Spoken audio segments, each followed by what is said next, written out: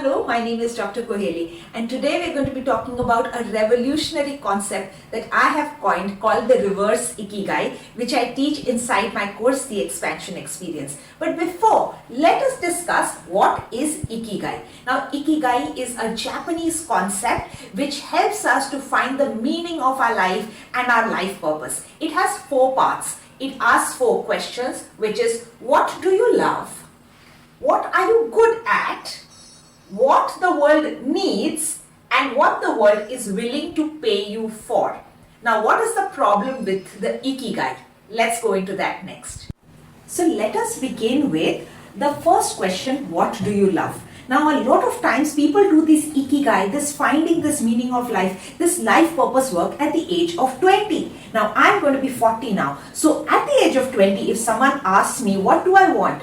So I have not had enough of my life lived to really understand what do I love. And many a time this question is answered by our parents, by society. So the real thing is what you love can change. Over the years, we have been able to, our lives have changed and so our Ikigai will change. And the next thing is you don't have to like every aspect of something for it to be your Ikigai. Now imagine that you are a mother and that is your Ikigai, to look after your child. But not every aspect of motherhood is likable or lovable, and yet it is something that gives meaning to your life. And the next thing is you can learn to love something new.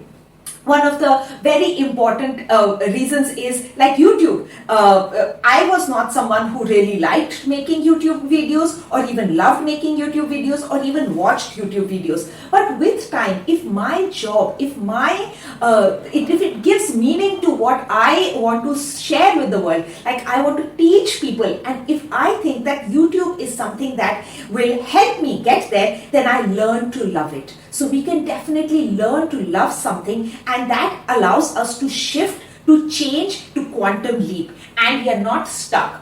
If we use the normal Ikigai, what happens is that we have the risk of either becoming extinct.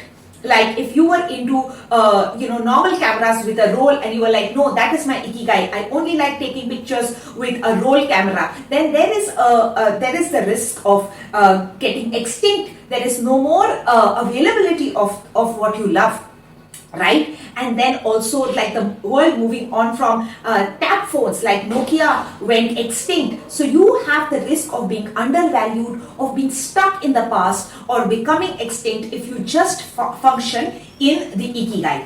So that was what do you love. We can always change to what we love and we can always evolve. Now the next question is, what are you good at? Again, if you think it is worth your time, then if you give 10,000 hours to any activity, you can get possibly good at it. Now, I'm not saying that you need to be a pianist or you need to become a marathon runner. Those things, yes, you will be able to know if you have the skill for it. But if you really apply yourself to something, you can get good at it. Again, another example I want to give here from my own life is when I moved to Goa. I was not good in Konkani. I hardly knew a few words of Konkani, but I knew that learning the local language would be very important for me to be a doctor in Goa. And that is why I applied myself and I got good at it. Why? Because I knew that it's going to get me somewhere. So you can spend 10,000 hours to learn a new skill if it is worth getting good at. Like for me, it was worth getting good in Konkani, and you can always improve. Now the next thing is what the world needs. And this is my favorite because the world doesn't know what it needs. That's the basic philosophy of life.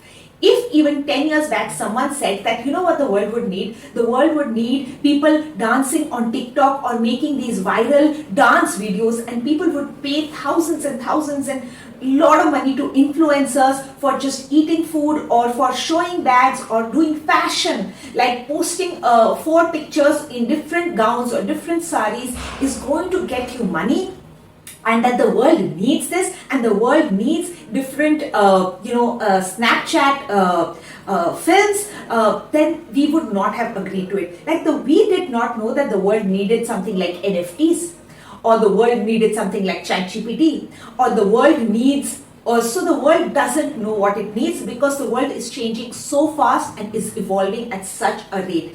We did not know that we needed Netflix. We did not know that we needed YouTube. 5 years back, if someone said that, would you pay a certain amount of money so that you could see other people's pictures, I would have said, I don't have the time.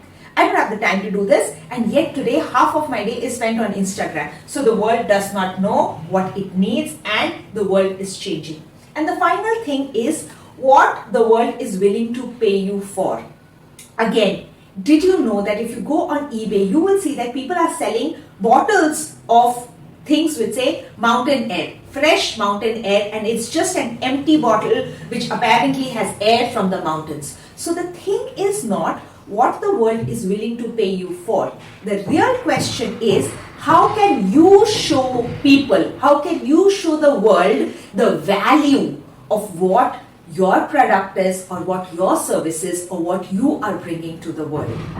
There are dancers like Quick Style who produce beautiful, funny dance sequences, and the world is willing to pay them for their dance sequences. There are YouTube channels where women just sit and eat copious amounts of food, which is called mukbang, I think. So they are just eating and people pay to watch them eat copious amounts of food. So really it doesn't come down to what the world is willing to pay you for. It is how can you show the world what your capability is and what is the value of what you bring to the world.